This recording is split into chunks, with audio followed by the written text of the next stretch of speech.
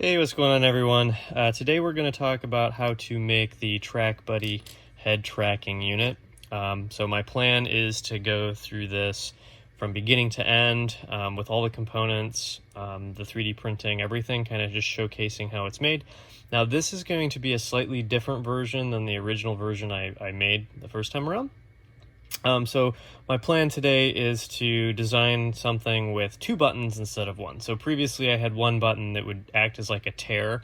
So it would create an offset to make sure that you got back to the origin, like if there was some drift or something. But now I'm going to add an additional one that will actually pause sending the information to the computer. And the reason I want to do this is for streaming or something, especially with games like DCS.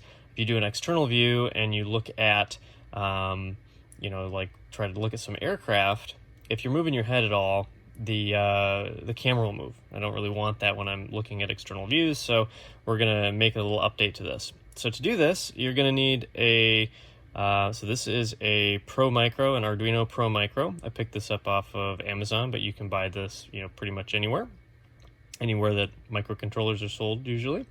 And then the actual IMU here, which is the BNO080. I picked this up on eBay. You can pick this up at a variety of stores. I believe like Adafruit sells it, Amazon, I've seen it, and eBay, of course. And I'm sure that there are other vendors. But you don't need to buy a specific version or brand.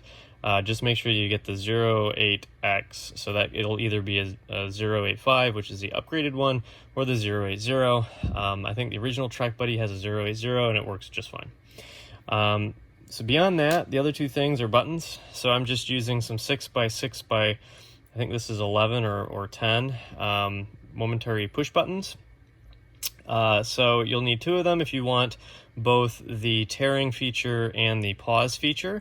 If you only care about one or the other, you can easily modify the code or the STLs to only have one button. No big deal there.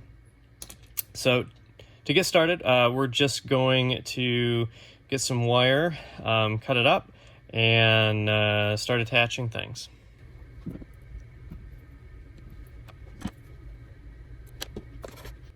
So first I'm cutting some black wire and some red wire for ground and for power.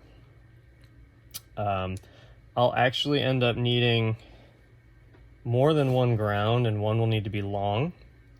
So one of the longer wires is going to be attached to the buttons, and then we'll actually need another additional piece of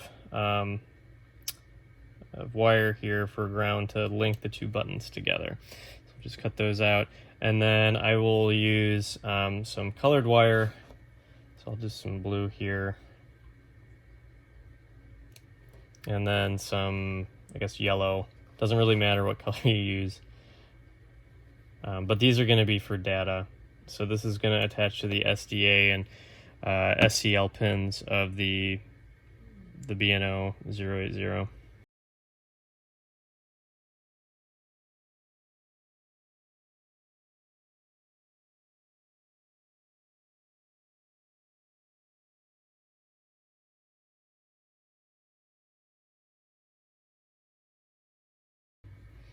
Now I'm using tweezers for the smaller pieces just so I don't burn myself. You don't need to. You could wait, but I'm impatient, so.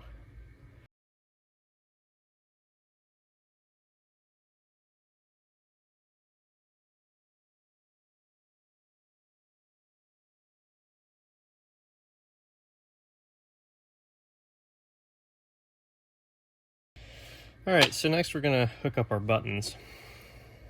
Now for buttons, you wanna go, at least with these, I wanna go perpendicular to the groove. So you can see a groove, if I bring it up to the camera, you can see a groove right here.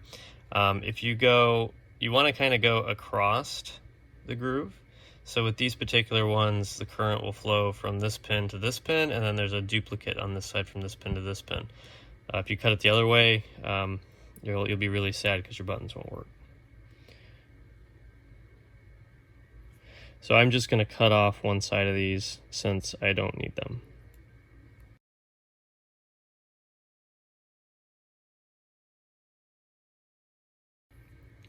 So at the end, it'll eventually look like this. Now the other thing that I am going to do is I'm going to use some pliers just to straighten out these pins. It'll make it easier to solder in a little bit.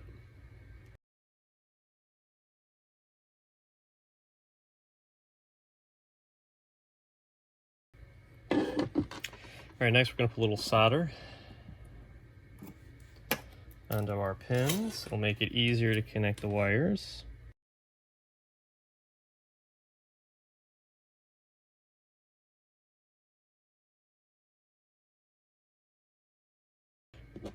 Alright, next we're going to create something that looks a little bit like this. And so I made this earlier, and what we're going to do is we're going to have two more pieces of wire, colored wire, our long piece of black wire, and then we're going to link a smaller piece of black wire to each of the pins here, kind of connect it all to ground. So when we click this, it's going to take the circuit and put it to ground, the ground that's on the Arduino board, and then we can use that to detect which button is being pushed. So what we'll do first is cut some more wire. I'll use white and green just so that it's consistent. And this one you're going to want a little bit longer. So we'll cut it about, I don't know, it's about 3 inches long maybe. It won't be a big deal because we're going to have a cavity. We're going to basically 3D print a box, and then the wire can kind of coil up in there without being seen or a problem.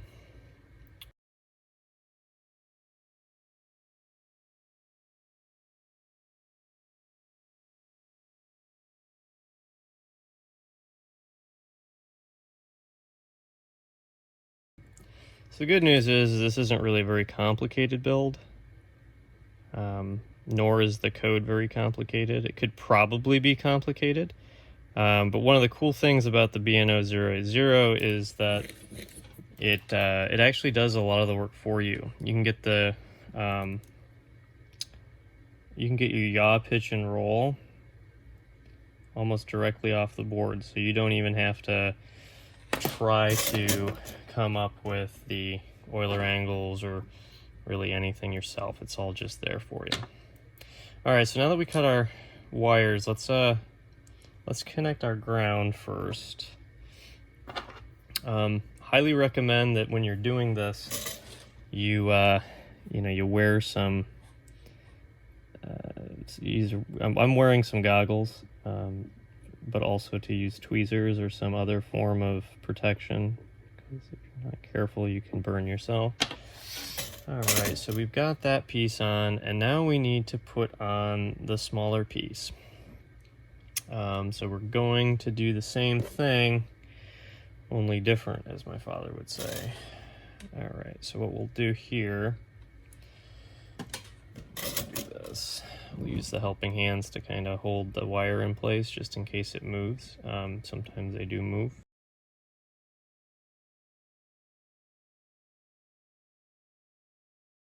So because I already put solder on the joints or on the metal surfaces, they just kind of stick together.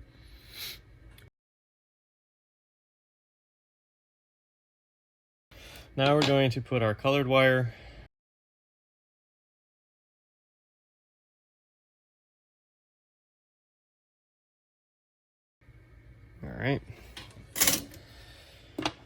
All right, next I'm going to put some heat shrink on both of these, and the reason we're doing that is just to try to avoid any shorting.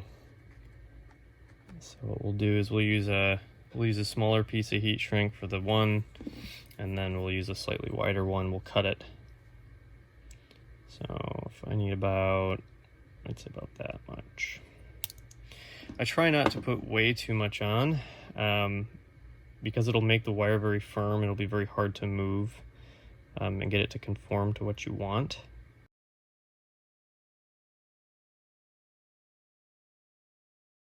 And then I'm just using a cheap heat gun.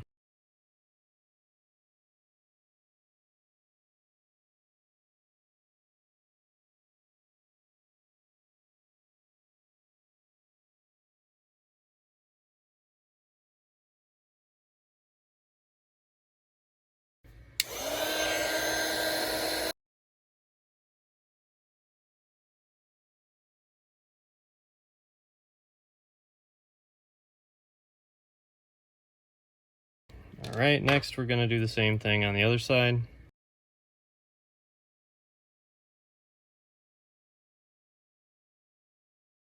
Should do it. And then connect the two together.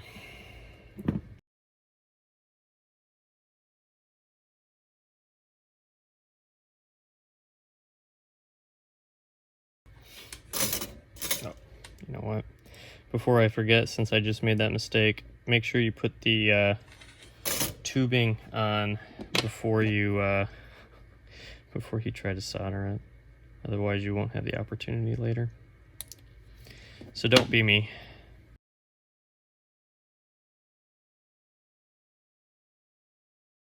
And then I am going to just make a quick little snip here. That should make this part a little bit easier.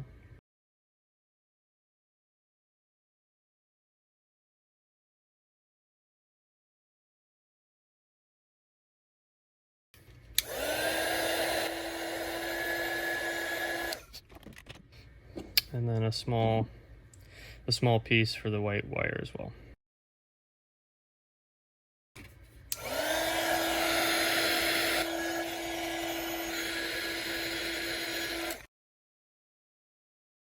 That's pretty much it for that piece. Now what we're going to do is we're going to start putting some solder into our board.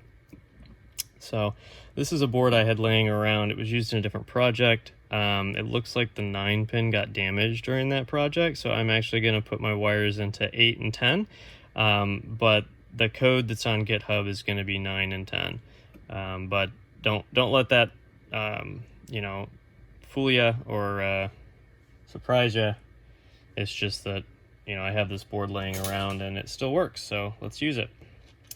So what we're going to do is we're going to take our created contraption here, and we're going to just very quickly put either the green or the white into 9 and 10. It doesn't matter. Just make sure that you know which one goes to what, so that when you do orientate your buttons, that you put the pause button where you want to put it, and you put the, you know, tear button where you want to put it as well. So to do this, all we're going to do is stick this into here, and we're going to hold it in place and put a little bit of solder on the bottom. So it might be a little easier if you actually flip this over. I'm going to do it at an angle so you can see it. So we'll do it like this. But your mileage may vary. Put that away before I burn the counter.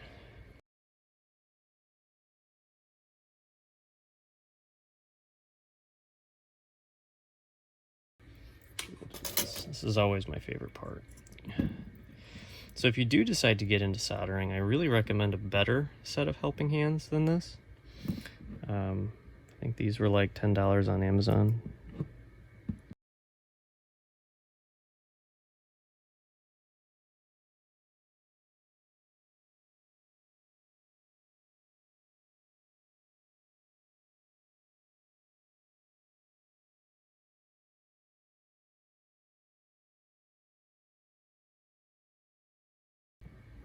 All right, so what we end up with are 2 soldering pieces here, and then we're going to put this to ground. Doesn't matter which ground. So just so that folks at home understand, if you're playing along, the idea is that this board is going to go on top. The first version of this actually had the board over here, and it got quite long. So this time, because we have the room, I'm going to just put this over it kind of like here probably. So we want to make sure that we have access to ground. So we're going to do, so we'll put the ground on one of these on the side here, and then we'll put the ground that goes from the board to the IMU on this side. It's also the side with the VCC. So I may need a slightly longer red cable, but you know what? Cables are cheap, not a big deal.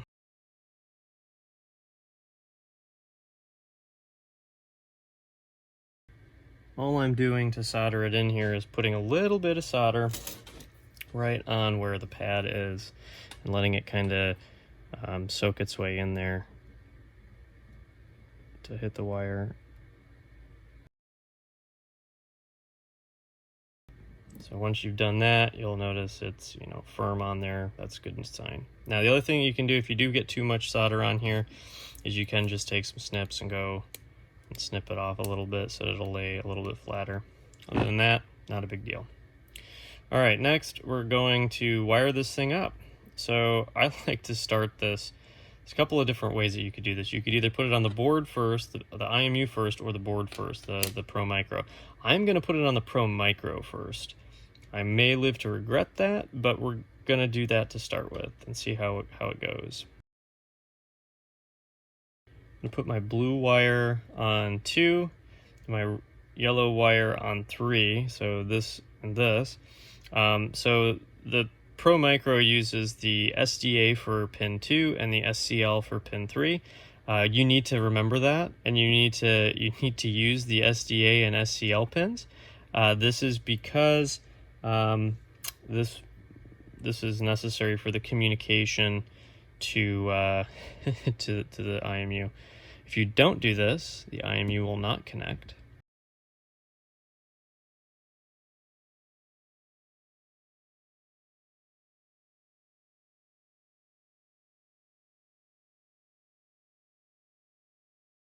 Right, and then we'll do the same thing with our yellow wire.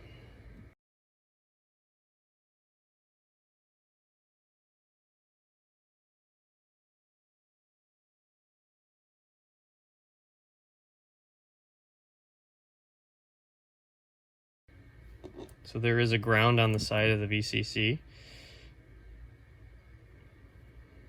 I think your VCC in this case is a 3 volt.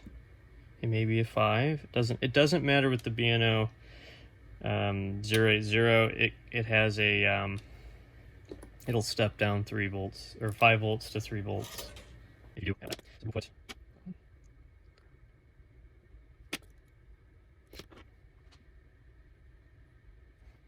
And then as I kind of look at it, I'm not real comfortable with the size of that red wire, so I'm gonna cut myself a slightly longer red wire. So this was my original red wire. I just kind of doubled the size just so that I don't have to worry about it. We're gonna make sure that there's plenty of room for the wires if we need it. Now, obviously, we don't want it to look like spaghetti everywhere, but the good news is there's not a whole lot of wires, so should be okay. I'll trim it along and then cut off more.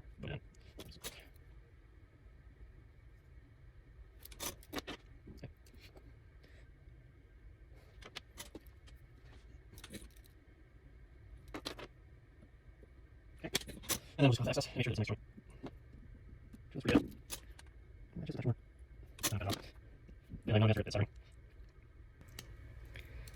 All right, that works. That works. All right, so now we're going to attach. So now that we've got all this together, right, this bizarre-looking creature, we are going to attach the B&O into it. So on the B&O, let's see if I can get a close-up here. I can't remember. There we are. All right, so you'll see that there's a VCC and ground. So VCC is red, ground is black so far, and then you see the SCL and the SDA. So SDA is the number 2 pin on the Pro Micro. SCL is the number 3 pin. Yes. It goes alphabetically, if I recall. Well, alphabetically with the last letter. Not alphabetically if you did it for real. So, A is 2, and C is 3. So what we're going to do is number 2 is going to go right there on SDA, number 3 SCL, and then ground and everything else is just going to go right there. So to do this, I'm going to back this up so you can see. We are going to do it kind of weird. I'm going to do it like this.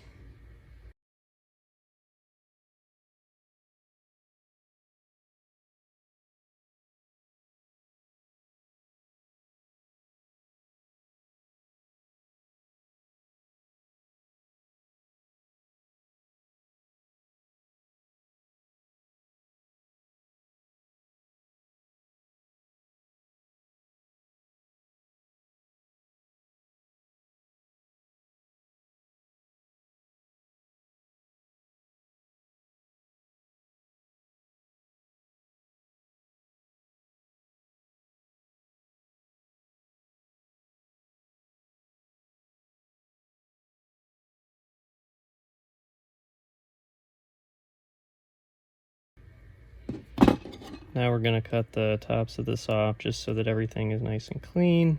Make sure nothing's touching one another. You don't want them to short, usually. All right, so pretty straightforward here, right? 4 pins, they're soldered in. Got our buttons, they're soldered. Now we can move on to, I would say, the more fun part, and that's the programming piece. But this should be a functional track buddy once we flash the firmware.